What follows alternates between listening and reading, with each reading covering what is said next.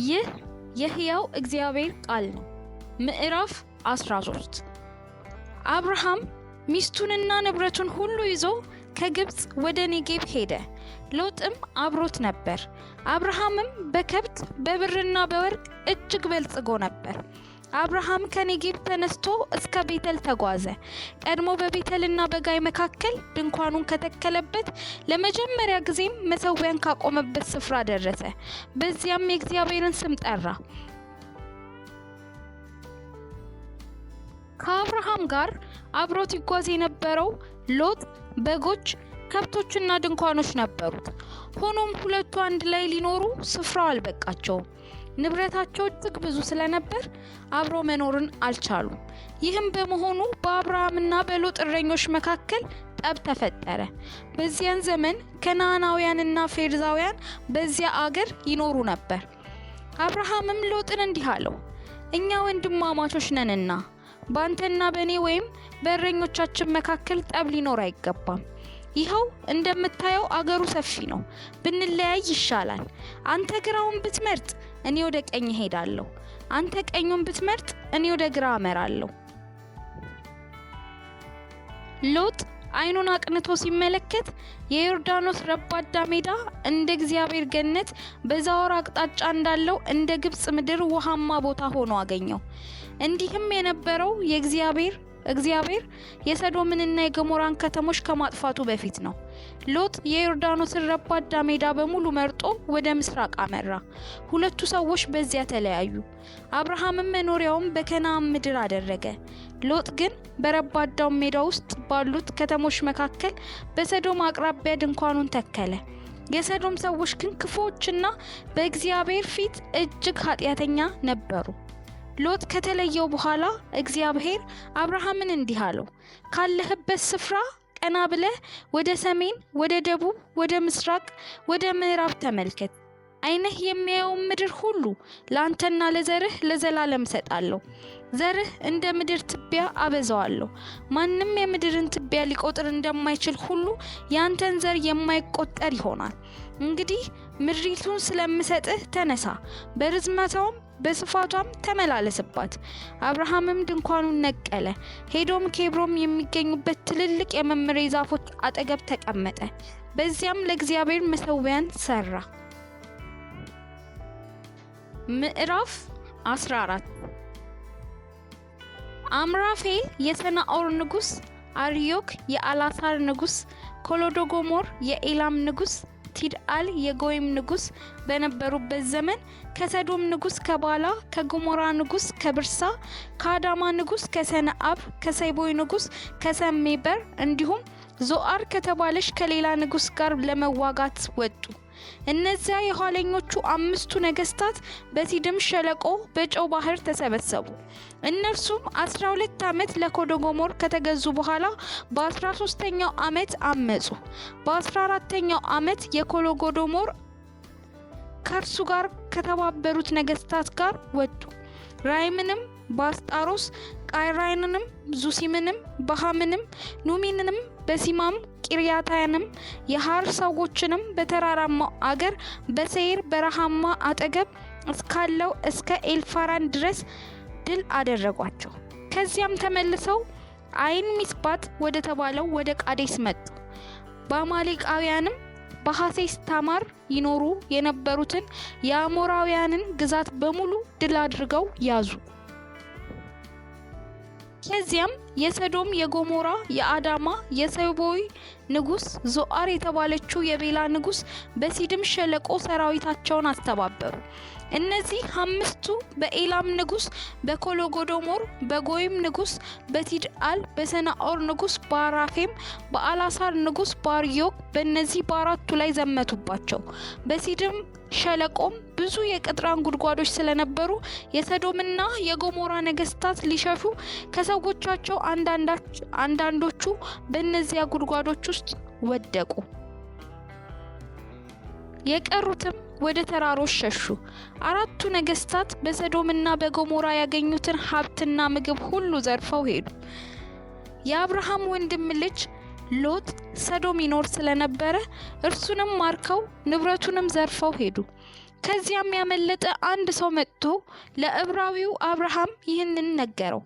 አብርሃም በዚያ ጊዜ ይኖር የነበረው በአሞራዊው መምሬ ታላላቅ ዛፎች አጠገብ ነበረ። መምሬ ወንድሞቹ አስኮና፣ አውናን የአብርሃም የኪዳን አጋሮች ነበሩ። አብርሃምም የወንድሙን ልጅ መማረክ እንደሰማ በቤቱ ተወልደው አድገው የሰለጠኑ 318 ጦረኞችን አሰልፎ እስከ ዳን ድረስ ገሰገሰ። አብርሃምም ጠላቶቹን ለማጥቃት ሰራዊቱን ሌሊቱን በቡድን ከፋፍሎ ከደማስቆ በስተሰሜን እስከሚገኘው እስከ ኻባ ድረስ አሳደዳቸው። አብርሃምም ጠላት የማረከውን በሙሉ አስጣለ። የወንድሙን ልጅ ሎጥን፣ ንብረቱን፣ እንዲሁም ሴቶቹንና ሌሎችን ምርኮኞችንም አስመለሰ። አብርሃም ከጎዶሞርና አብረውት የተሰለፉትን ነገስታት ድል አድርጎ ሲመለስ የሰዶም ንጉስ የንጉስ ሸለቆ ተብሎ በሚጠራው በሴዊ ሸለቆ ሊቀበለው ወጣ። የልዑል እግዚአብሔር ካህን የነበረው የሳሌም ንጉስ መልከጼዴቅም እንጀራና የወይን ጠጅን ይዞ ወጣ። አብርሃምንም እንዲህ ሲል ባረከው።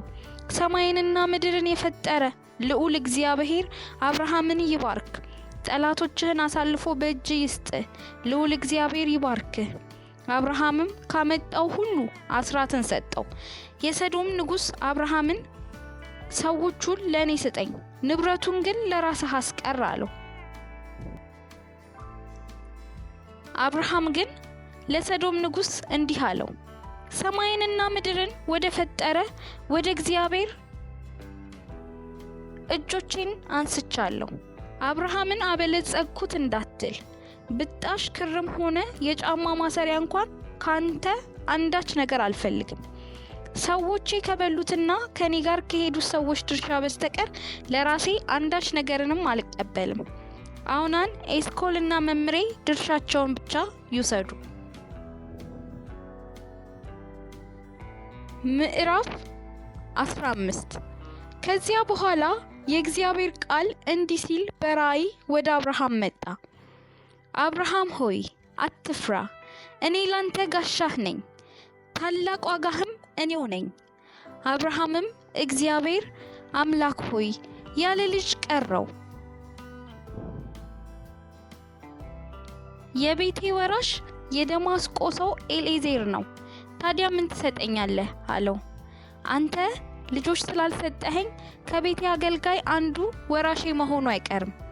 በዚህ ጊዜ እግዚአብሔር ቃል እንዲህ ሲል መጣለት፣ ይህ ሰው ወራሽህ አይሆንም፣ ነገር ግን ከአብራህት የሚከፈል ልጅህ ወራሽህ ይሆናል። ወደ ውጪም አውጥቶ ቀና ብለህ ወደ ሰማይ ተመልከት፣ እስቲ መቁጠር ከቻልክ ከዋክብቱን ቁጠራቸው፣ ዘርህም እንዲሁ ይበዛል አለው። አብርሃምም እግዚአብሔርን አመነ፣ እርሱም ጽድቅ አድርጎ ቆጠረለት። ደግሞም እግዚአብሔር ይህችን ምድር ላወርስህ ከከለዳውያን ምድር ከውር ያወጣው እግዚአብሔር እኔ ነኝ አለው። አብርሃምም እግዚአብሔር አምላክ ሆይ ይህችን ምድር እንደምወርሳት በምን አውቃለሁ አለ።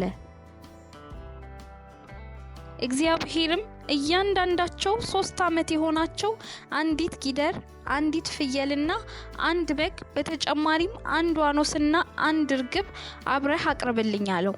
አብርሃምም እነዚሁን ሁሉ አቀረበ። ቆርጦም 2 ቦታ ከፈላቸው። በኋላ እያንዳንዱ ክፍል በሌላው ወገን ትይዩ አስቀመጠ። ዋኖስንና ርግብን ግን ለሁለት አልከፈላቸውም። አሞሮችም ስጋውን ለመብላት ወረዱ። አብርሃም ግን አባረራቸው። ፀሐይ ልትገባ ስትል አብርሃም እንቅልፍ ወሰደው። የሚያስፈራውም ድቅድቅ ጨለማ መጣበት። እግዚአብሔርም እንዲህ አለው፣ ዘርህ በባዕድ ሀገር ስደተኛ እንደሚሆን በእርግጥ እወቅ። 400 ዓመት በባርነት ተረግጦ ይገዛል። ነገር ግን በባርነት የሚገዛቸውን ሕዝብ እፈርድበታለሁ። ከዚያም ብዙ ሀብት ይዘው ይወጣሉ። አንተ ግን ወደ አባቶች በሰላም ትሄዳለህ። እድሜ ጠግበህ ወደ መቃብር ትወርዳለህ። በአራተኛው ትውልድ ዘርህ ወደዚህ ምድር ይመለሳል። የአሞራውያንን ኃጢአት ገና ጽዋው አልሞላምና። ፀሐይ ገብታ ከጨለመ በኋላ የምድጃ ጢስና የሚንበለበል ፋና ታየ። በተከፈለውም ስጋ መካከል አለፈ። በዚያ ዕለት እግዚአብሔር ለአብርሃም እንዲህ ሲል ኪዳንን ገባለት። ከግብጽ ወንዝ ጀምሮ እስከ ታላቁ የኤፍራጥስ ወንዝ ድረስ ያለውን ምድር ለዘርህ እሰጣለሁ።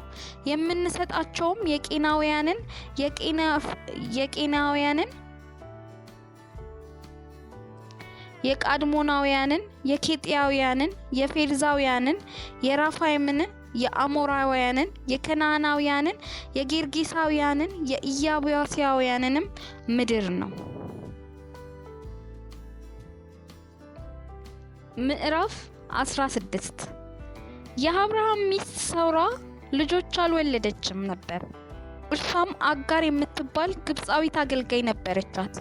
አብርሃምንም እግዚአብሔር ልጅ እንዳልወልድ አድርጎኛል፣ ምናልባት በእርሷ በኩል ልጆችን አገኝ እንደሆነ ሄደህ ከአገልጋዬ ጋር ተኛ አለችው። አብርሃምም ሦራ ባለችው ተስማማ። አብርሃምም በከነዓን ምድር 10 ዓመት ከኖረ በኋላ ሚስቱ ሦራ ግብፃዊት አገልጋይዋን አጋርን ሚስት እንድትሆነው ለባሏ ሰጠችው። አብርሃምም ከአጋር ጋር ተኛ፣ እርሷም ጸነሰች። አጋርም ነፍሰ ጡር መሆኗን ባወቀች ጊዜ እመቤቷን መናቅ ጀመረች። ሦራም አብርሃምን ለደረሰብኝ በደል ተጠያቂው አንተ ነህ፣ አገልጋዬ እቅፍ ውስጥ እንድትገባ እኔው ሰጠው። አሁን ግን ይኸው ማርገዟን ስታውቅ ትንቀኝ ጀመር። እግዚአብሔር ባንተና በእኔ መካከል ይፍረድ አለችው። አብርሃምም አገልጋይሽ እንደሆነች በእጅሽ ውስጥ ናት፣ የፈለግሽውን አድርጊባት አላት። ከዚያም ሦራ ስላሰቃየቻት አጋር ጥላት ኮበለለች። የእግዚአብሔር መልአክ አጋርን በአንድ የውሃ ምንጭ አጠገብ በምድረ በዳ አገኛት። ምንጩም ወደ ሱር በሚወስደው መንገድ ዳር ነበረ። መልአኩም የሦራ አገልጋይ ሆይ ከየት መጣሽ? ወዴትስ ትሄጃለሽ? አላት። እርሷም ከእመቤቴ ከሦራ ኮብልዬ መምጣቴ ነው ብላ መለሰች። የእግዚአብሔር መልአክም ወደ እመቤትሽ ተመለሽ፣ ለእርሷም ተገዢላት አላት። ደግሞ መልአኩ ዘርሽን እጅግ አበዛዋለሁ፣ ከብዛቱም የተነሳ ሊቆጠር አይችልም አላት። የእግዚአብሔር መልአክም በተጨማሪ እንዲህ አላት፣ እነሆ ጸንሰሻል፣ ወንድ ልጅ ትወልጃለሽ። እግዚአብሔር ችግርሽን ተመልክቷል። ስሙን እስማኤል ትይዋለሽ። እርሱም እንደ ዱር አህያ ይሆናል። እጁንም ባገኘው ሰው ሁሉ ላይ ያነሳል፣ ያገኘውን ሁሉ እጁ ያነሳበታል። ያገኘውም ሁሉ እጁን ያነሳበታል። ከወንድሞቹ ሁሉ ጋር እንደተጣላ ይኖራል። እርሷም ያናገራት እግዚአብሔር ኤልሮሂ ብላ ጠራችው፣ ምክንያቱም የሚያየኝን አሁን አየሁት ብላ ነበርና። ከዚያ የተነሳ የዚያም ምንጭ ስም ብኤር ለሃይሮይ ተብሎ ተጠራ። እስካሁንም በቃዴስና በባሬድ መካከል ይገኛል። አጋር ለአብርሃም ወንድ ልጅን ወለደችለት። አብርሃምም ስሙን እስማኤል ብሎ ጠራው። አብርሃምም አጋር እስማኤልን በወለደች ጊዜ ዕድሜው 86 ዓመት ነበረ። ምዕራፍ 17 አብርሃምም ዕድሜው 99 ዓመት በሆነ ጊዜ እግዚአብሔር ተገልጦለት እንዲህ አለው፣ እኔ ኤልሻዳይ ነኝ፣ በፊቴ ተመላለስ፣ ነቀፋም አይኖርብህ። በእኔና ባንተ መካከል የተመሰረተውን ኪዳን አጸናለሁ፣ ዘርህን እጅግ አበዛለሁ። አብርሃምም በግንባሩ መሬት ላይ ተደፋ። እግዚአብሔርንም እንዲህ አለው፣ እነሆ የምገባልህ ኪዳን ይህ ነው፣ የብዙ ሕዝቦች አባት ትሆናለህ። ከእንግዲህ ወዲህ ስምህ አብርሃም መባሉ ቀርቶ አብርሃም ይሆናል፣ የብዙ ሕዝቦች አባት አድርጌሃለሁና። ዘርህን እጅግ አበዛለሁ፣ ብዙ ሕዝብም አደርግሃለሁ። ነገሥታትም ካንተ ይወጣሉ። በእኔና ባንተ ካንተም በኋላ ከዘርህ ከትውልድህ እስከ ትውልድ የዘላለም ኪዳኔን እመሰርታለሁ። በዚህም ያንተና ካንተ በኋላ የዘርህ አምላክ እሆናለሁ። ይህችን አሁን በእንግድነት የምትኖርባትን የከነዓንን ምድር በሙሉ ለአንተና ካንተም በኋላ ለዘርህ ለዘላለም ርስት አድርጌ እሰጣለሁ። አምላካቸውም እሆናለሁ። ከዚያም እግዚአብሔር አብርሃምን እንዲህ አለው፣ በአንተ በኩል አንተና ካንተ በኋላ የሚመጣው ዘርህ ከትውልድ እስከ ትውልድ ኪዳኔን ትጠብቃላችሁ። አንተና ካንተ በኋላ የሚመጣው ዘርህ የምትጠብቁት ኪዳን ይህ ነው፣ በመካከላችሁ ያለ ወንድ ሁሉ ይገረዝ።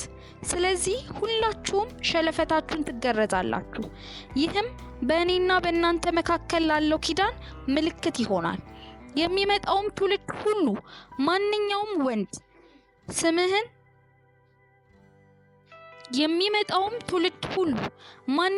ወንድ ልጅ 8 ቀን ሲሞላው ይገረዝ። እንደዚሁም በቤትህ የተወለደውና ከውጪ በገንዘብ የተገዛ ባዕድ ሁሉ ይገረዝ። በቤትህ የተወለደም ሆነ በገንዘብ የተገዛ ሁሉ መገረዝ አለበት። በስጋችሁ የሚፈጸመው ይህ ኪዳን የዘላለም ኪዳኔ ይሆናል። የስጋ ሸለፈቱን ያልተገረዘ ማንኛውም ወንድ ኪዳኔን በማፍረሱ ከወገኖቹ ይወገድ። እግዚአብሔር አብርሃምን እንዲህ አለው፣ ሶራን ከእንግዲህ ሶራ ብለህ አትጥራት፣ ስሟ ከዛሬ ጀምሮ ሳራ ይሁን። እኔ ባርካታለሁ፣ ከእርሷም ወንድ ልጅ እሰጥሃለሁ። የብዙ ሕዝቦች እናት ትሆን ዘንድ እባርካታለሁ፣ የሕዝቦችም ነገሥታት ከእርሷ ይወጣሉ።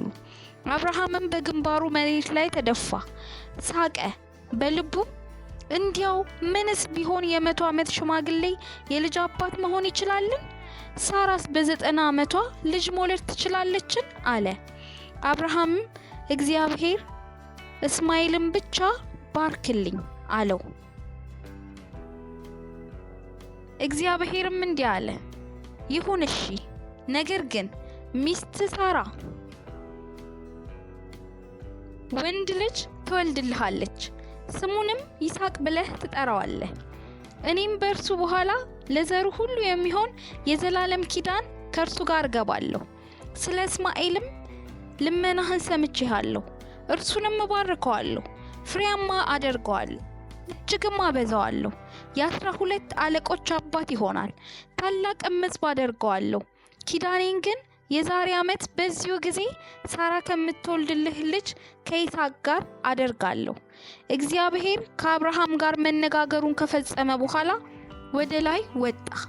በዚያም ዕለት አብርሃም እግዚአብሔር ባዘዘው መሰረት ልጁን እስማኤልን በቤት ውስጥ የተወለዱትን ከውጪ በገንዘቡ የገዛቸውን ወንዶች በሙሉ ገረዛቸው። አብርሃም ሲገረዝ ዕድሜው 99 ዓመት ነበረ። ልጁም እስማኤል ሲገረዝ 13 ዓመት ነበረ። አብርሃምና ልጁ እስማኤል ሁለቱም በዚያው ቀን ተገረዙ። በአብርሃም ቤት ያሉ ወንዶች ሁሉ በቤቱ የተወለዱትም ሆኑ ከውጪ በገንዘብ የተገዙ ከእርሱ ጋር ተገረዙ። ይህንን እያዳመጣችሁ ያላችሁ እግዚአብሔር ይባርካችሁ። ለሌሎችም እንዲደርስ ሰብስክራይብ፣ ላይክ፣ ሼር ማድረጋችሁ እንዳይረሳ። እያዳመጣችሁ ስለነበር እናመሰግናለን።